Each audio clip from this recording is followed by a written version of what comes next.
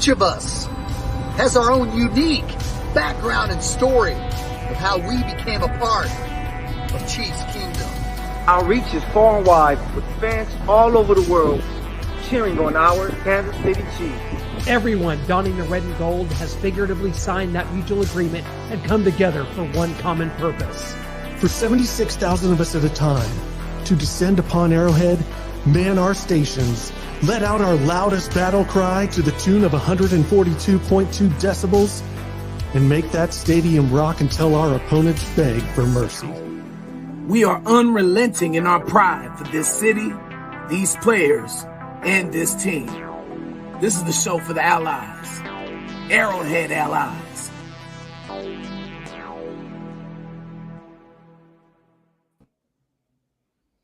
Welcome aboard, Chiefs Kingdom. What do you say, allies? Your Kansas City Chiefs. Hey, there's something about beating the Los Angeles Chargers. You come in with a pep in your step, even though it's expected, even though that's what the Chiefs do, even though that's what Kansas City Chiefs quarterback Patrick Mahomes is all about. It still has a nice little ring to it. Chiefs own Chargers 31-17. And guys, the entire landscape has shifted here in the AFC West. Brian, I hate to say it, I'm going to do my Tyreek Hill. I hate to do it, but I'm going to give the Chiefs win the AFC West. It's not even Halloween yet. And congratulations, because you were an AFC West champion for an 8th straight year. Brian, let's get it up. Congratulations. I'm not doing that. Oh, no, yeah, you are. Yep, we're no, good. Sir. No, sir. You're a champion. Hey, Lenny Kravitz. We're celebrating here, Brian. No, Lenny Kravitz said it ain't over until it's over, and we still got 10 whole games left. It's not wrapped up yet. I like where we are, but it ain't wrapped up yet. Unless we're losing all 10, I think this thing is wrapped up, and I'm celebrating. I need a hat. Where can we buy the hats? Are those for sale yet? Shirts? Anyone? Hey, they should be ready because, me being here in LA, and I went out after the game, excited, turning up, having a good time. And I saw a couple fat women singing. So you know how they say once a fat lady sings, it was 2 of them. So that must mean that it is a wrap. Thank you, the Chargers are excited too. Yeah, they got the Chargers. Tried. And it's crazy. Let's say we're looking forward to 2024 because why are they looking forward to 2024? They've sunk their coach. It's going to happen at the end of this year. Just like Friday the 13th, you see Jason, a.k.a. Brandon Staley, being sunk to the bottom of the ocean there because he's going to be out and they're going to have to find Justyn Herbert to coach. Surely that's going to fix everything. A new coach, get him in here. Hey, Michael, I know we probably went to the same, kind of cultured church where, the bigger ladies at the church, they can sing real well. Them are the best singers in church. So, Brian, that's all you need to know about this situation. We're in it. We're ready. I mean, honestly, when you look at the standings and you knew how going into this, just what that win would mean. And for Kansas City, it's business as usual. The Chargers just cannot get up for these. They cannot finish. Justyn Herbert now has a losing record in games that he started. He's been in one playoff game, blew a 27-0 lead. Michael, you're out in Los Angeles. Like, I mean, dare I ask, what the hell is it with these Los Angeles Chargers? I don't want them to figure it out. I don't want Brandon Staley sunk to the bottom of Camp Crystal Lake like Jason Voorhees. That's the direction we're heading. But what is the tone from La La Land, buddy? Yeah, it's just, man, a lot of disappointment. Everyone expected this team to be a much better team because they have talent. Like, they have talent on their roster. But when you can't figure out how to win, you become a very disappointed bunch. It's kind of like the Clipper fans, what they've been in the last few years. You get these all-star guys, but you can't win when it matters. And they just can't figure out the Chiefs. And, people here in LA are just very disappointed. It's time for Staley to be out of there. I know we don't want him to stay, leave because we like him to be our punching bag. But everybody are like, all right, I guess this is going to lead to time is up. Time to get Staley up out of there. Let's see what we can do next. And then Justyn Herbert, he's been given all this praise. He is in La La Land.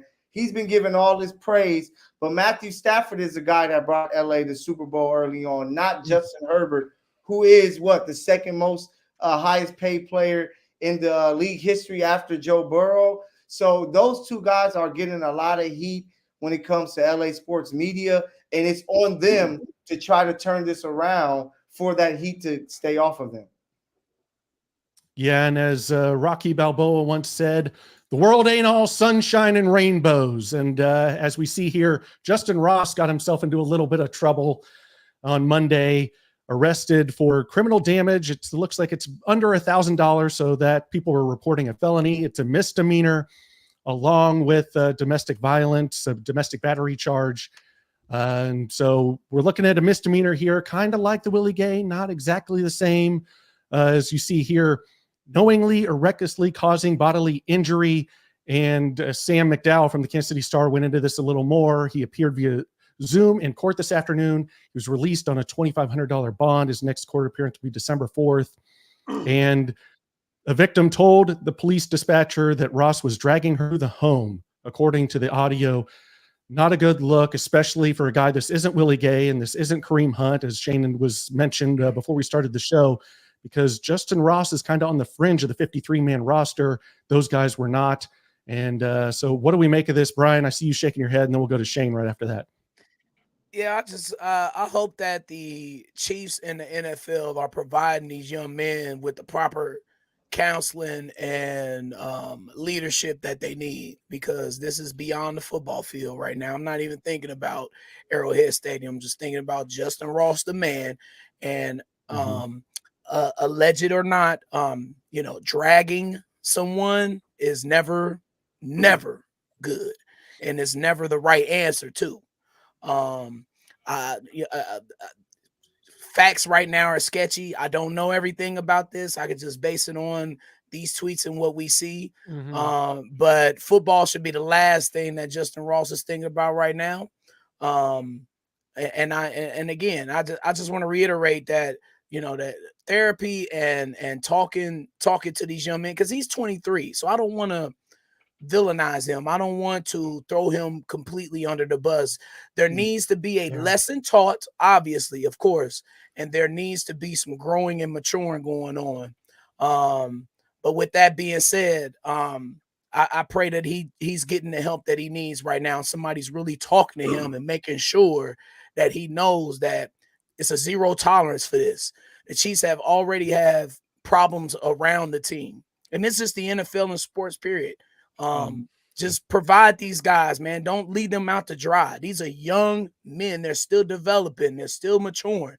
So just surround these guys along with Justyn Ross and, whoever else is going through these situations, provide them with the right leadership and counsel.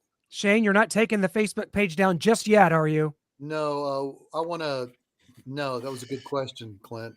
Well said, Brian. I want to echo those sentiments. Our prayers are with Justyn Ross. To talk specifically about that Justyn Ross Facebook page, it has over 2,000 followers. I started it the day the Chiefs picked him up a year and a half ago. But specifically to this situation, you hope and pray that that he will learn from it and he will mature from it. And what I don't like seeing from Chiefs fans specifically is, oh, well, he's gone, as if they overlook Charles Omenihu, as if they overlook everything that we had to deal with Tyreek Hill, and as if they overlook everything that we went through with Kareem Hunt. You can't just dismiss this kid. Yeah, you can't just dismiss this kid because it happened to him. I understand the concern is, well, he's the bottom on the depth chart when it comes to the wide receivers. Richie James and Justin Watson are going to come back. Do you keep a guy that is not getting the ball thrown to him a lot just because you want to develop him eventually? Because I do believe in time, Justyn Ross will be a high caliber NFL wide receiver. It may not be in Kansas City. It may be with another team, just because the way he high points the football, the way of the kind of a wide receiver Justyn Ross is, I believe he's going to fit somewhere and be a weapon for some team. But like I said, with Justin Watson coming back and Richie James is going to eventually come back, McCole Hardman's getting reps again. He's back. You can't put yourself in a situation where you're going to react. It's going to put your occupation on the line with this team and this organization. Andy Reid has dealt with this kind of stuff before, so it's not his first rodeo when it comes to players having this kind of a background. Justyn Ross doesn't have any charges. He's never had this kind of altercation or this charges brought to him before. So he's not privy to this kind of just domestic violence alleged charge. So we're going to pray for Justyn Ross. We're going to pray for this situation. We're going to hope it gets better. Thank you, Brian, for suggesting that. Michael, what do you think? Man, first of all, just got to let people out there know that we do not condone domestic violence here with the allies. I denounce all acts of violence right here and now. All acts of violence. And, you know, I'm one of those people that just kind of like, you are innocent until proven guilty. So I'm going to allow them to handle all of that when it comes to the situation and just let it play out itself. You know, like with the Tyreek situation, it was like, whoa, Tyreek might be off the team, out of the league. The Chiefs even went out and drafted a guy that they thought can help replace what he can do. And then it ended up not being as big as we all expected. So since that situation, I kind of just leave it alone. I'm here in LA, grew up a Laker fan. We saw what happened with the Kobe Bryant situation. I kind of just don't try to make too many opinions about it. Yeah. Allow the law to do what it's going to do. And he's going to get his just due. If he did anything major, anything wrong, something's going to happen to him, and he deserves that. But if we find out it wasn't really as much, I know how, you know, situations can be. I know how things can happen between guys and females that can be blown out of proportion because of emotions and things like that. So, you know, we just kind of wait and see. If we see the Chiefs cut him anytime this week, we know that this is something real, you know, but nothing happens. We can't be like, oh, Chiefs are holding on to a guy like this, because they're getting all of the details right now, all the information they need. I'm pretty sure they already called him in, or going to soon, to see what's going on. So we just kind of wait and see. You pray for, you know, the lady in that situation. And then like Brian and Shane said, you pray for Justyn that he can get the help, and hoping that, you know, he didn't mess up his NFL career. So, you know, we just let time decide everything that's going to happen. Noah, on that first graphic, did that say $25,000 worth of damage?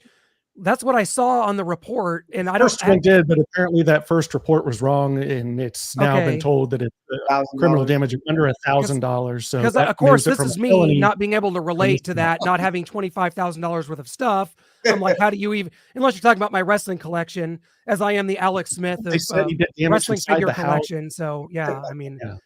Aside from that, I don't have $25,000 worth of stuff anywhere. So I'm just trying to add it up. Like, how does? Yeah, I'm glad you brought this tweet back, or this paragraph back up from Albert Breer, because he took it to on the field. If we look at the on field, I don't see Justyn Ross being a Chief that much longer. I guess I'm does he finish out the year? Seriously, when Richie James and Justin Watson gets healthy, based on this paragraph, this excerpt, he looks like the one that's going to be cut. I don't see them keep like cutting him for McCole. No, because what Albert Breer is saying here is what I've heard is there are football issues here. He's been inconsistent in practice, and while he's big, he's not very fast, which I have noticed watching him get off the line and stuff. Doesn't look fast, doesn't look quick. And he struggles running some routes. That makes him a tough fit in an offense where receivers are moved around constantly. Brian and Michael keep telling me that. That's kind of the receiver they want, one that can play every role, kind of be interchangeable. And asked to be versatile in what they bring to the table. Added up, it feels like he's just a matchup guy, maybe red zone. If they're running zone, you can get him behind a corner. You can get those jump balls. Red zone, you can just throw a jump ball, kind of fade guy to him. And those types generally play sparingly until they evolve, which again might be the least of his problems right now, as we have touched on already with this off the field issue that he's dealing with. So yeah, Brian, you bring up a good point there that he may have been possibly thought about being kicked off or removed from the team anyway. Just if he's struggling in practice, they're trying to get him snaps. He's not really improving. He had that offensive pass interference in this game against the Chargers. So if he's not making a ton of plays, not getting a ton of snaps, not showing them in practice that he can handle as much a volume as they would like him to, then maybe he was almost already gone, and this doesn't help his case. And this is where I switched to bad cop. I'm sorry, Michael, I got to interrupt. This is where I switched to bad cop, because now you just cost yourself something. Now you just made yourself expendable. That's what it is. You showed your weakness now, and now they're looking at you different now. I'm certainly am, because these reports don't come out if he doesn't get in this situation. He can kind of hide it until he works on it in practice. But now the information is out there. We see that, we saw in the game that you couldn't run your route correctly and you had to interfere. Okay, there's little nuances that we got to work on with that. Okay, fine. But now you get yourself in trouble when we see these negative reports. And this is what happens when something like this happens. All of the negative reports flow out from you. Now, all of a sudden, you're a slow route runner. All of a sudden, you can't catch as good as you used to. All of a sudden, people are looking at you different. And this is the detriment of you getting in trouble like this, because now it's going to snowball now. And now the perception of you as a player, as a result of what you did off the field, is totally different from the fan base, from the general managers, from the executives in the league. Because now, who wants to take a shot on you now? It's a total risk to take a shot on you because of not only the on the field stuff that we might have could have worked with you on if you would have not gotten in trouble. But now, as a general manager, I'm looking like, if I'm a general manager from another team, not only does he not fit our scheme, but he doesn't have the proper technique. He's not as fast as our other receivers, and he gets in trouble off the field too. It's too much of a risk.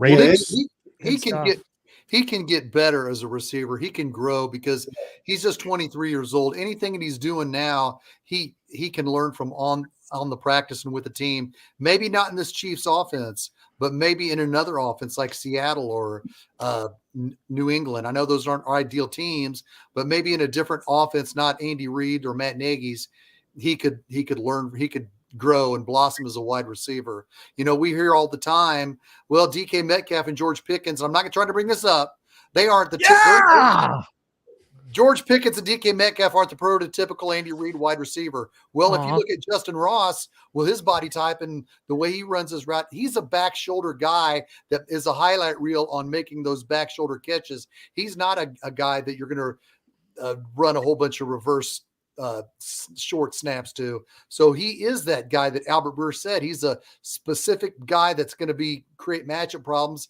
in the red zone. He's like I said, I can't say it enough. He's a back shoulder, go up and get a guy, catch it with his hands. And I believe that speaking on his NFL, on NFL terms, he will grow and learn from. But I agree with you, Brian. He can't have these legal issues when he's the bottom tier, when Richie James and Justin Watson are getting better every single day. And, they're aching to come back and play, especially Richie James, because he only played, a game and a half.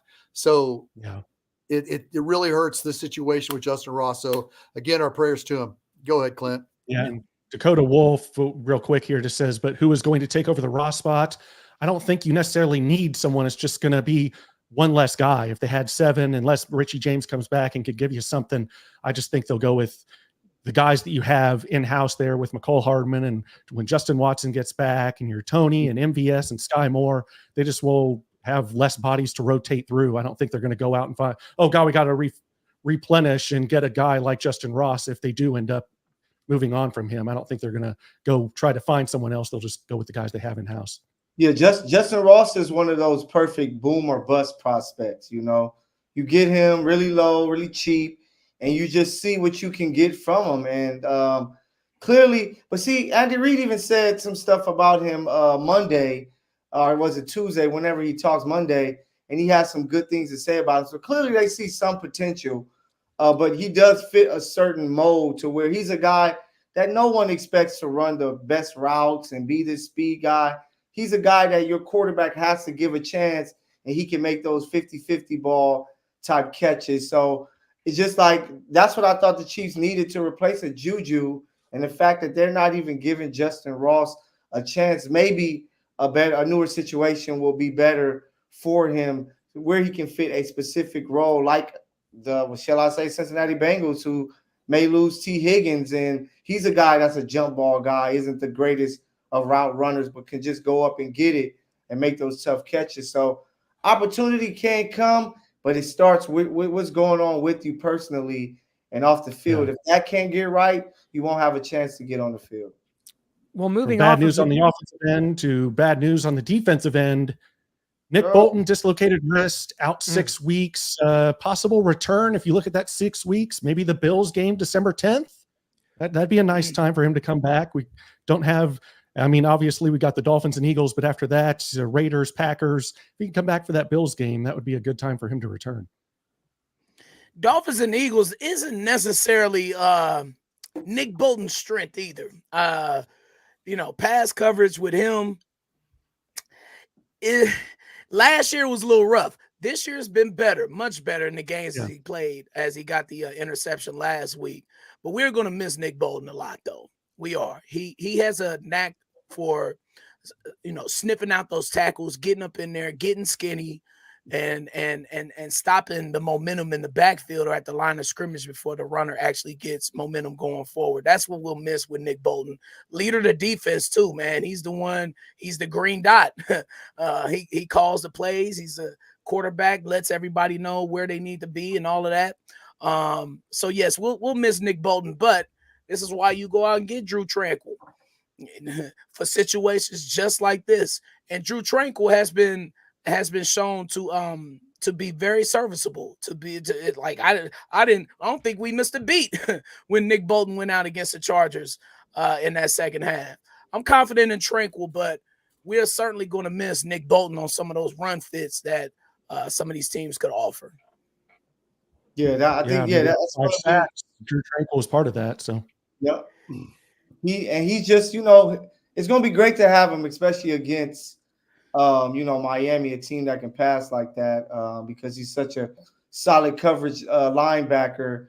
But we had 3 weeks to prepare for this, kind of with Bolton missing with those games with his ankle injury, and coming in, it's like that's one of the deepest areas that the Chiefs have with Gay, with Leo. So you got to see if a guy like Cochran may get on the field, or if you can put a safety in the box like Reed, that you can have him play a little bit more there. So I think that, the Chiefs are going to be all right, especially how they're getting after the quarterback.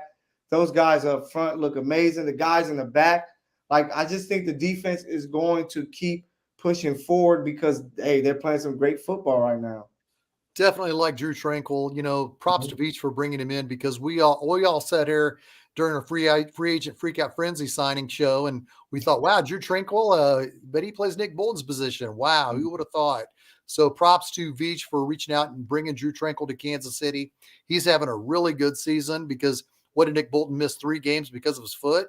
Yeah. And Tranquill stepped right in. Well, the next 2 months, it's all about Drew Tranquill controlling the middle. We will miss Bolton because he is growing as a middle linebacker, but we know that he'll be primed and ready for the playoffs, and that's when we're going to need him the most. What do you think, Clint?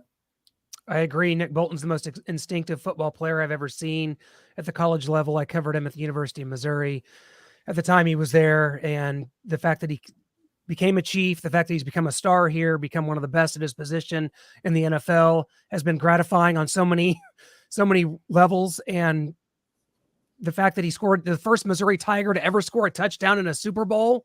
Wow. That's facts. That's real life. Wow. I take that seriously, and I take what Nick brings to this defense seriously, but as has been said, good times are ahead, I think, for this defense that's giving up 15 points a game. And in the meanwhile, we got to give props to what this offense did, because just for the first time since October of 2022, the Kansas City Chiefs scored 31 points at Arrowhead Stadium. It has become an exception, not the rule, for that to happen. And you have to look at what Patrick Mahomes going scorched earth in that first half, throwing for over 300 yards. He was on pace for 600 at halftime. The game changed at halftime, and the game became more of a kind of a defensive slugfest here. But this stat from Aaron Schatz right here, I think, really says it all. That's when crazy. You have every phase of your game working the way the Chiefs do. Nick Wright's been talking about it. The most complete team in the NFL right now is the Kansas City Chiefs. You can go around and you could talk about the San Francisco 49ers and the roster top to bottom. And we love Christian McCaffrey, and Brock Purdy's the next Joe Montana, and the Eagles are unstoppable because they built their roster in such perfect fashion. But you know what? Everybody's got to kneel to the crown, because the Kansas City Chiefs are the defending champions. And to be the man, you got to beat the man. And the Chiefs are the number one team in the NFL. power rankings right now through 7 weeks, it's the Kansas City Chiefs. And I'm sorry, that's the way it is.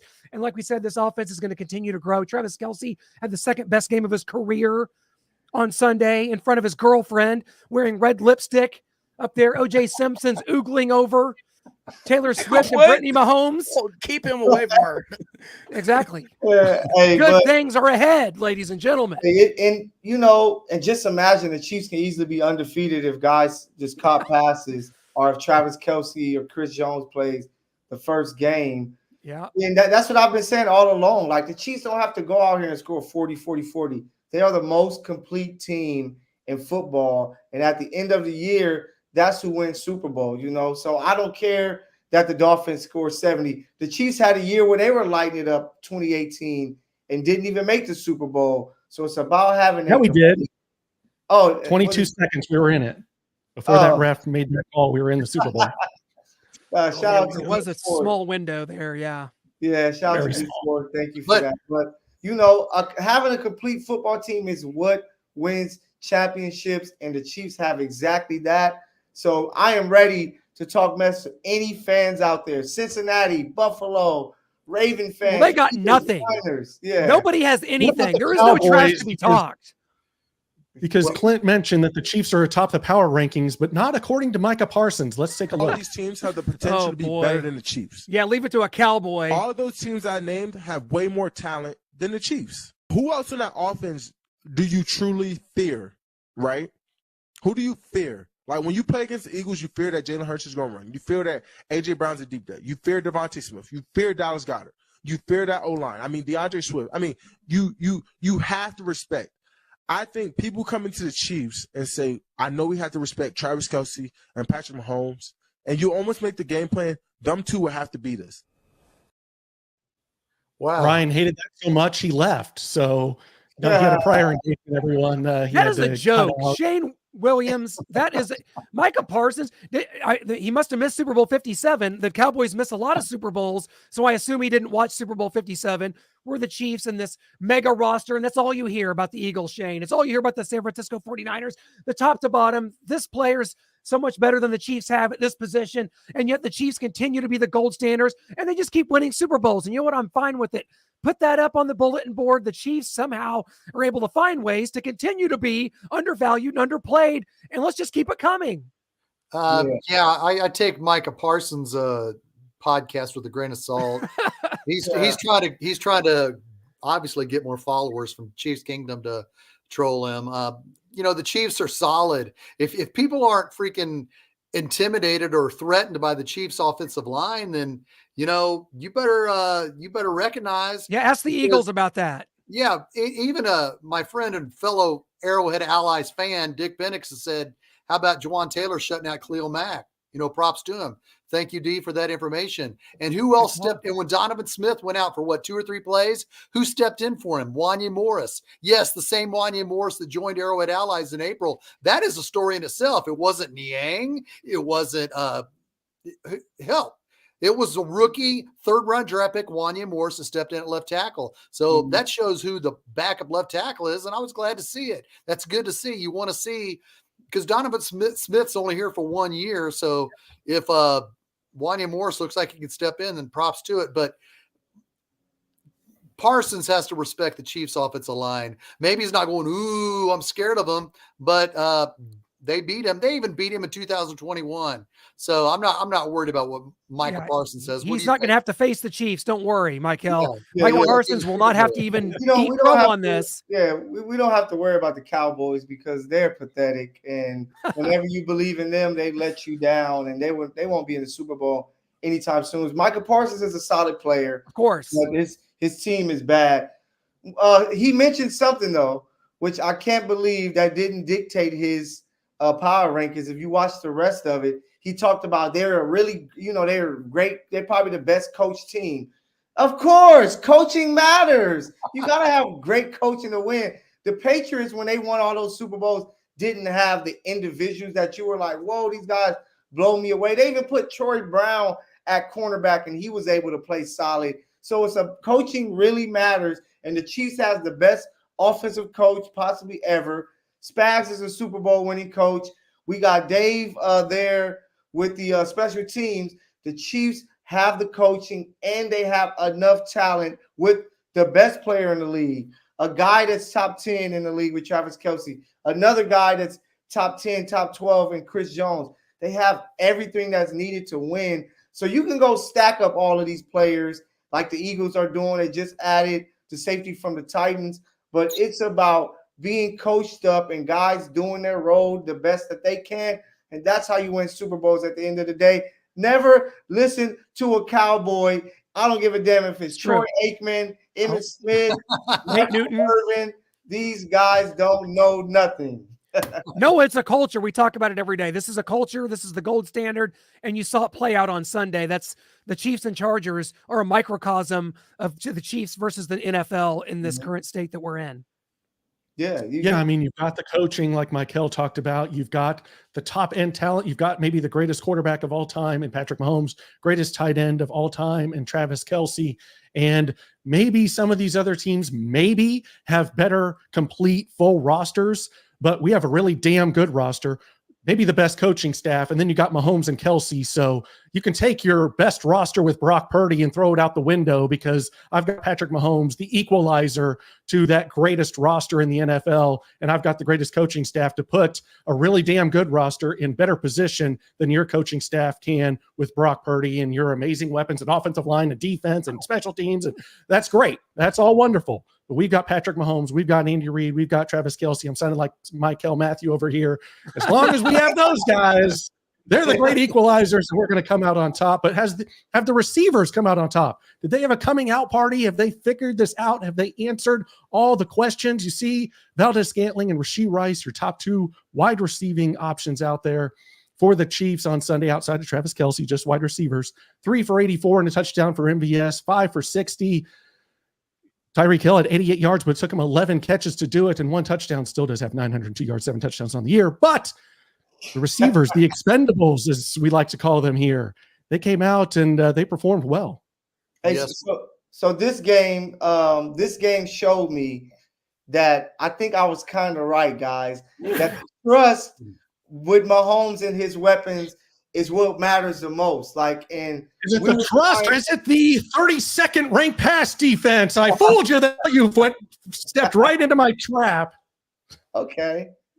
But hey, so some of those teams, like there's some solid defenses. Like they're not all square, even though the Chargers are pathetic, but they can get after you and make it tough.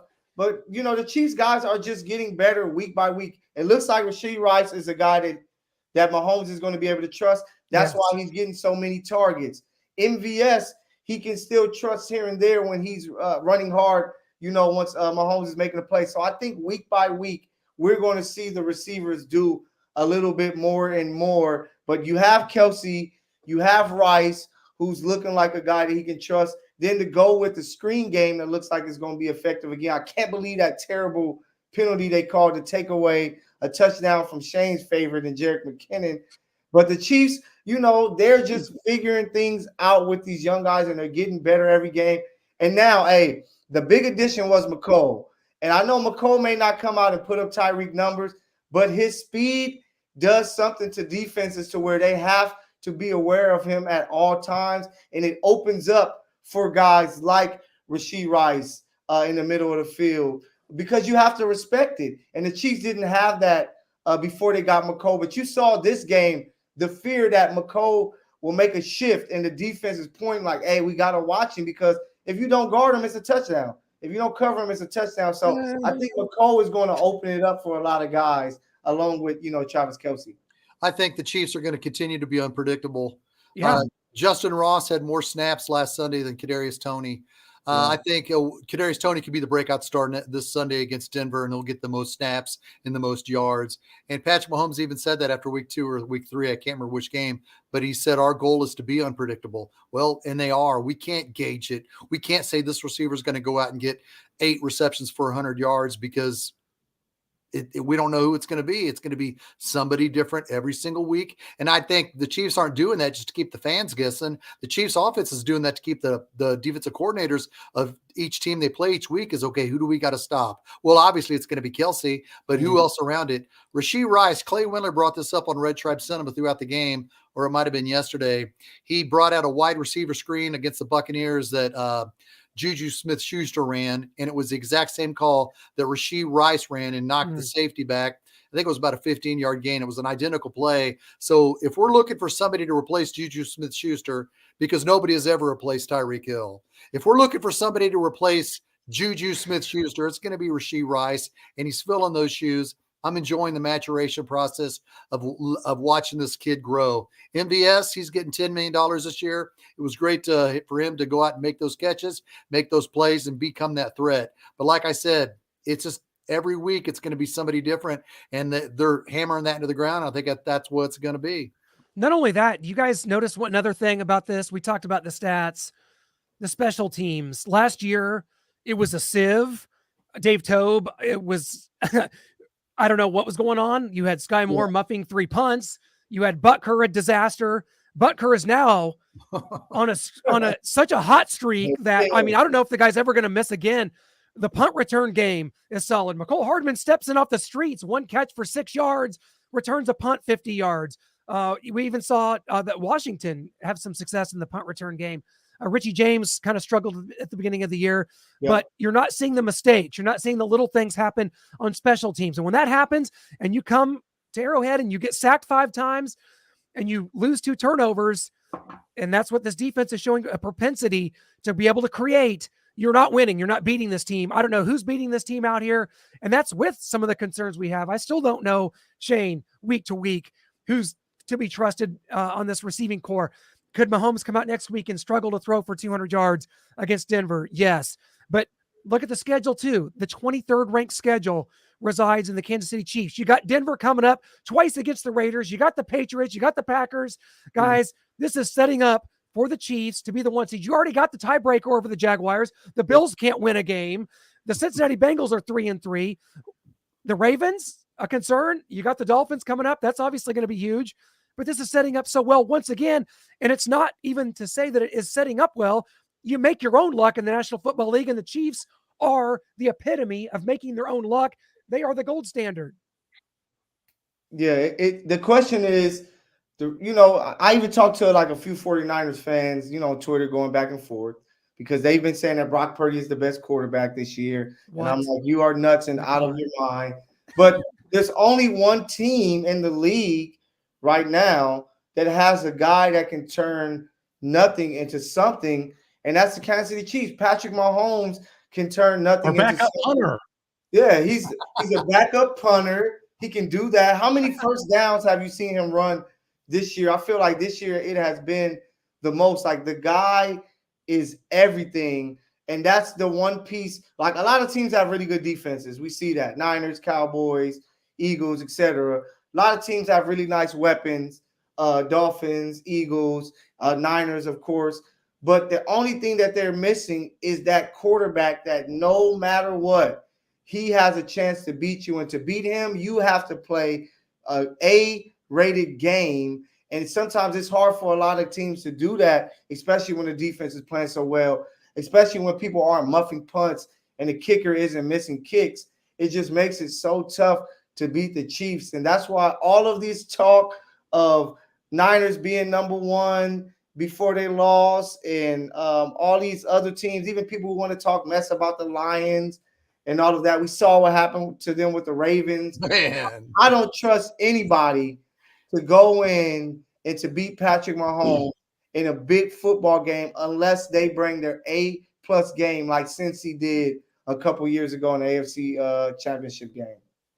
We did give up 139 rushing yards to the Chargers. And Shane, I'm coming to you with this. The answer is the beast, Mike Pennell, signed to the practice squad. He will solidify the Chiefs' run defense, correct? It's hard to tell how much juice does he have left because he was with the Chiefs. All of it. Does he? Does he? Has he played the last 2 years? I don't know. I need to look that up because I know he was a factor 4 years ago, but 4 years ago was an eternity in football terms. We'll see if that's just an evolving door, kind of like last year when the Chiefs had Chris Conley on the practice squad for 2 weeks, and then the Titans picked him up. We'll see. It's hard for me to get excited about him, but like I said, he was good when he was with us in 2019. We'll see how much juice he has left in the tank. Maybe this next couple weeks if he makes the roster. Yeah. I like Mike Pennell. I think that, he's a good depth guy. I just believe that, he's going to do something. He was with the Bears last year, so he was in the league, but he was a free agent. But he's just going to give the team depth. The running game, a lot of that came on a one big run by Joshua Kelly, the 45-yard touchdown run. The struggles were there early, but at the end of the day, it's like, can you outscore the Chiefs? And you running the ball like that you're not going to outscore the Chiefs. You're better off pounding it and having long drives instead of long touchdown runs like the Chargers had. But, I like the addition because he is a big body. And, as many big bodies as you can have can help. Able to get him because we let go of Keandre Coburn, and he tried to go through waivers and come back, but he was snagged up by the Denver Broncos. And yes, that is Neil Smith's body that his head is on, as Neil Smith was gone to Denver. We didn't like it, but now Keandre Coburn has done the same, although not by choice, really. So the Broncos picked him up, and sad to see a little bit. 6th-round pick. You'd like to give him some more time, see what he can develop into, but I guess he's going to get at least the rest of the year with Denver, and maybe Denver lets him go at the end of the year and the Chiefs can pick him back up. But sad to see him go to the Broncos. Any other team with that?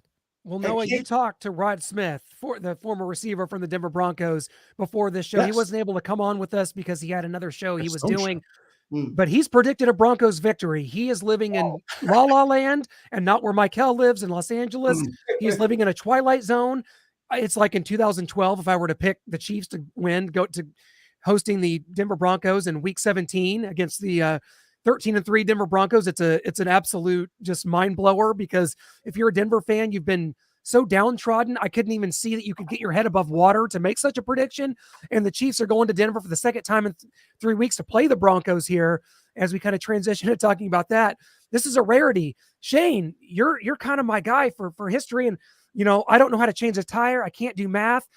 Don't remember any algebra, but I can tell you almost any game that was ever played in Chiefs history. I don't remember ever playing a team twice in 3 weeks before, at least in my watching days. Can you think of anything? Oh man, I'd have to look that up. I don't. But nothing comes to mind. Like, even my kids were asking me, and I was like, man, I'd never seen it do like that either before. I knew there were some times where there would be a schedule quirk, and we wouldn't play the Raiders until like December 19th or something like that. But there does seem like it is turned. We're gonna have to turn and play them awfully quick. And, Clint, if my calculations are correct, you and I both predicted the Chiefs to lose in Denver on Labor Day. Oh, shoot, weekend. You're right. Sorry, Rod Smith. Sorry. But I'm not going to do it today. Does that make up for some of it? Okay, I'm just saying. You're right. Here is where we were talking about the coaches and the coaching staff and why we're better than other teams. This week, just in spite of all the Justyn Ross stuff, in spite of that, this week, the coaches have to say trap game, because the whole world is anticipating the Chiefs in Miami in 2 weeks or in 12 days. We're anticipating, man, we can't wait to get up early, 6 o'clock in the morning and wait 2 hours for that game to start. We're going to be so stoked. So the Chiefs. Michael's just going to stay up the night before. Yeah, because it's 6 in the morning. So I'm like, man, I might stay up. So this is the trap game, folks. The Chiefs have beat Denver 16 straight times, and you can't. And I know human nature in the way you think, man, we're going to Germany to play the Dolphins, more than likely for the number 1 seed after this game. And Denver's coming. They've just beat the Packers. They're going to feel pretty good. They're going to be like, hey, we're tired of losing to the Chiefs. Again, the offensive lineman, before I was cleaning out his locker last year at the end of the season, said, I'm sick. I got the video. I might as well go to it right now. We'll get you on the other side. I said it before. I'm sick of losing to the Chiefs. That is like my number one goal that I'm looking at every day is I really want to beat them. I'm gonna say it because it's one on my chest. The fact that they did that little ring around a rosy play against the Raiders genuinely pissed me off. And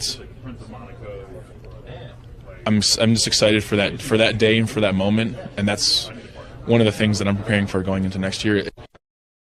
Thank you. 17th time is a charm. Yes. So they're going to be thinking, I guess Quinn Miners is going to be leading the freaking locker room cheer before Denver takes the field. The Chiefs coaching staff, like I said, has to be on the Chiefs all week. You're getting this win against Denver. Don't count, well, this will be our 17th win.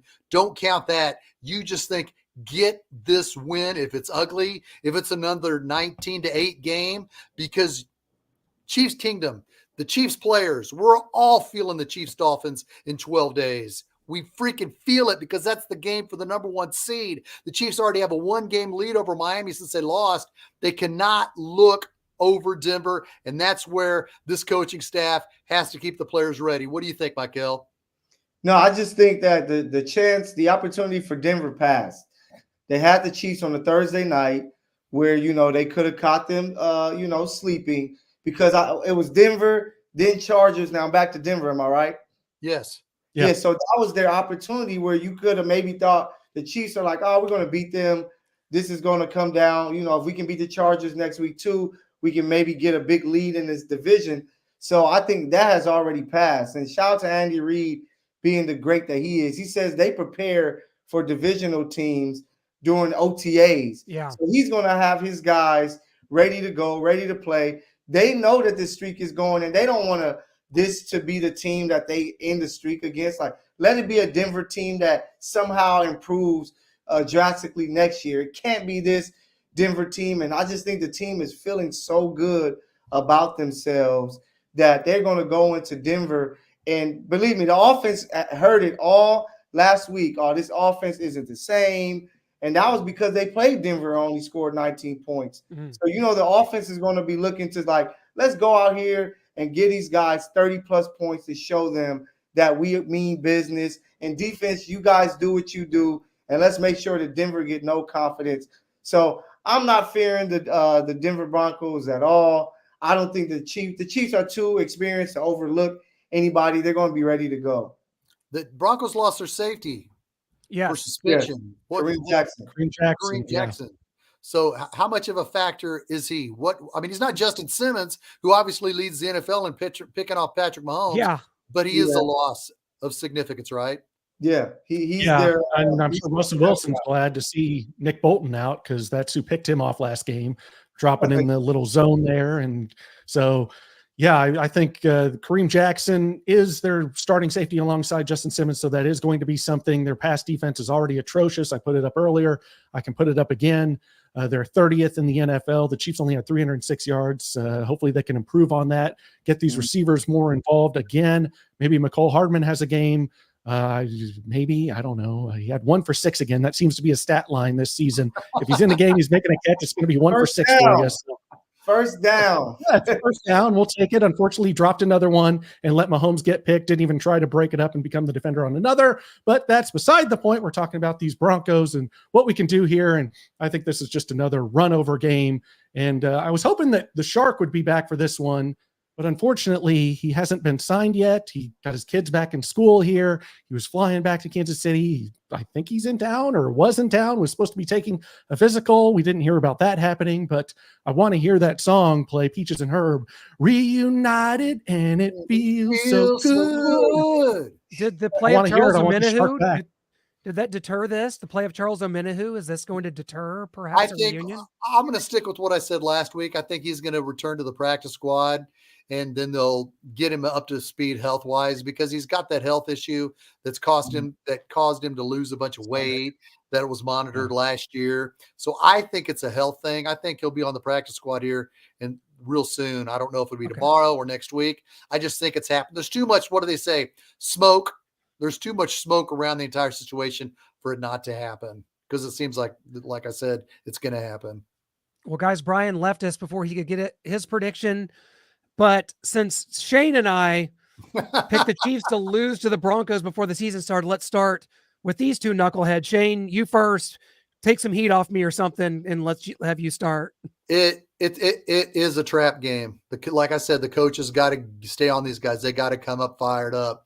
They cannot come out flat because Denver doesn't want to lose to the Chiefs the 17th time in a row in Denver. They want the streak to end in Denver. This is Denver's Super Bowl. They're feeling really good about themselves since they just come off a tough win at home, the first home win for Sean Payton. So they're going to be up for this game. The Chiefs have to match the Denver Broncos intensity. And I respect the hell out of them because they're going to come to play. I like the Chiefs in a nail biter now, 24-23. I got 26-17. The Chiefs haven't given up 20 points yet defensively. Now, you never know what can happen throughout the course of a game, but I like 26-17. I think that it's going to be just kind of another ho-hum. Oh, well, look, if this play had happened or this penalty doesn't get called, the Chiefs would have won that game by 35 points. These are kind of the games that wind up kind of bogging you down. We saw it on the Thursday night last 2 weeks ago, almost 12 days ago. 26-17. Well, Kenneth Caldwell likes the Chiefs 34-13. Okay. What do you think, Michael? Big score there. Not scoring 30. Yeah, big score. I would say 27-21. I think they're going to be the first team to go over 20 just because it's a divisional game. But I do think that the Chiefs, because they played them 2 weeks ago, they're going to be so prepared for them that it won't be any surprises. It's going to be like, hey, we just saw them on a Thursday and we saw how tough that game is. Let's come out and take care of business. But the Chiefs seem to always find a way to throw interception. Somebody fumbles the ball, and that's going to keep the Denver Broncos around. So 27-21. If it's a blowout, I will not be surprised. If the Chiefs just destroy them, I will be like, okay, they really did their thing. But I think something's going to happen to keep it close, and the Chiefs win 27-21.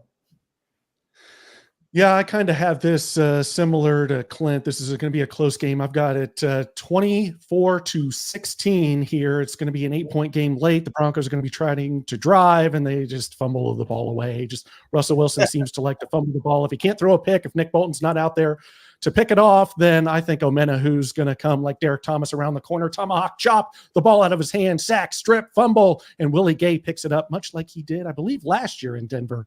Left Russell Wilson eating turf and picked one up and returned it for a touchdown. Doesn't return this one. It's 24-16. Chiefs. That's it.